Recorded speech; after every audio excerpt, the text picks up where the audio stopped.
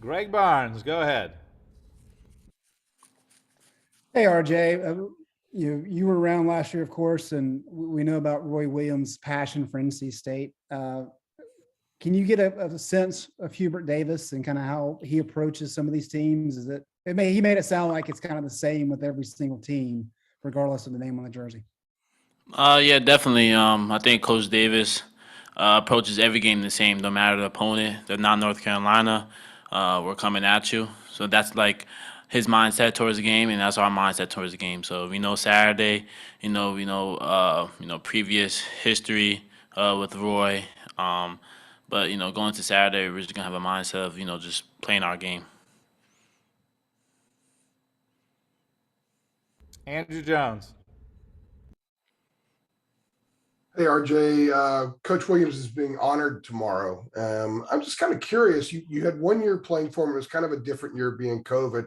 But what do you know about all of his accomplishments that he's had as a coach, from going back to his time as assistant at Carolina, then Kansas, then coming back to Carolina? And what was your 1 year experience of playing for a Hall of Famer, a guy with Roy's reputation? What was that like? Well, I mean, Coach Williams is a legendary coach. He's won his whole life. He had a lot of success here at Carolina. And for me as a kid, I used to watch, the teams that really interested in me. And they had Marcus Page, Kendall Marshall, Harrison Barnes, and things of that nature. So I was able to see his success throughout the years, and then for me to be able to play for him, it was once in a lifetime kind of thing. He's a Hall of Famer. I've learned a lot. He's helped me grow, not just as a basketball player, but also as a man.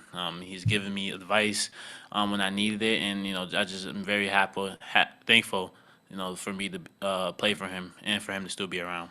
And asking you to describe Roy away from basketball and regular dealings with him, what's the first thing that comes to your mind? A mentor. He's someone that I feel like I could go to if I needed something that doesn't require basketball. If even if it's just to get a laugh out of. He's very. Uh, he has his way of making sure that you're good, not just like physically but also mentally, and he'll always tell me I'm gonna be a great player and just to continue to do what I have to do. Well, thank you. CL.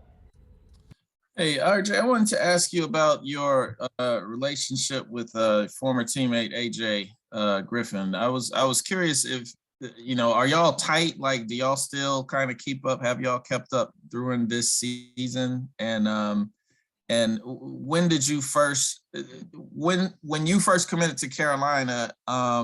Did you know at that point, was he already leaning towards Duke? Like, did y'all have many conversations about where you were going? Well, first and foremost, me and AJ, we've been teammates for it was 3 years, I believe, in high school. Um, and we've caught up. That we saw each other at the airport. Before coming back to for Christmas break. We were just happy for each other's success. For him to be at Duke and for me to be at North Carolina and where we're from, that's a big time accomplishment. Um, so that's something that we've congratulated each other. What was the second part of the question? Oh, I wondered if y'all like to what extent y'all how tight y'all were. Like, do y'all text each other during the season and that kind of thing, or I mean, we text here and there, but it's more so we're both focused on each other's teams and trying to win. So it hasn't been that much dialogue this year. Caitlin. Hey RJ. So how have you and Caleb found your grooves as the 1 and 2 this year? And what do you guys look forward to as point guards for these ACC rivals? I think me and Caleb, from our time during the summer, we were able to gel and learn how to play with each other. I think that was the main thing, and getting comfortable. Just being on the court at the same time together. I think we were doing a good job this year of when time to score and time to make plays for others. So we're definitely gelling off of each other. And it's been a success so far. Adam Smith. RJ, I wanted to go back to Roy for just a second. I mean, you're talking about, seeing him as a mentor. Just what is the dynamic like when you see him at these games now as a fan, as opposed to being on the sideline and coaching you guys? Like, do you look up there at him often? Do you catch him doing anything very Roy-like? Like, just what is that like having him watch you guys now and cheer you on? I mean, I know it's definitely hard for him, he loves the game, so for him to, step away, but for him to always also be at the games and show some support, that just shows how much he has love for this place and for our team.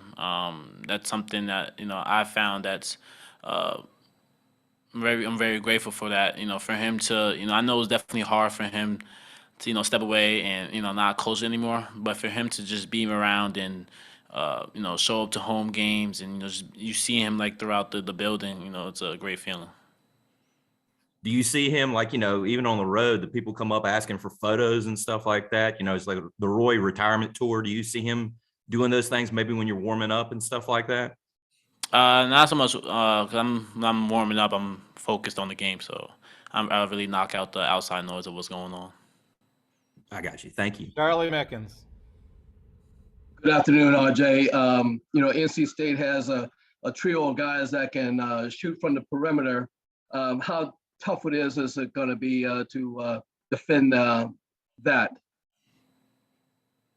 Well, I know NC State has, a couple of players that are able to create for their own and knock down the three ball. So if we just are, playing our principal defense and know what we're capable of doing, we should be fine.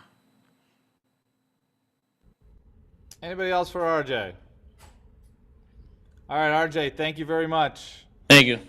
Hey, in answer to Chansky's earlier question about next week's game, no, we're not planning on presenting a chair or anything to Coach Krzyzewski. Obviously, we have tremendous respect what Coach K has meant to not just the Duke-Carolina rivalry, but college basketball. But in fact, I think we're the only school that gave Coach Krzyzewski a plaque after Duke, or he won his 1,000th game at Duke. So we will make mention of it when we introduce the starting lineups and Coach K, that this would be his last game as Duke's coach in the Smith Center. But beyond that, and we've spoken to Duke about that, and they understand what we're doing. So thanks, everybody. Y'all have a good day.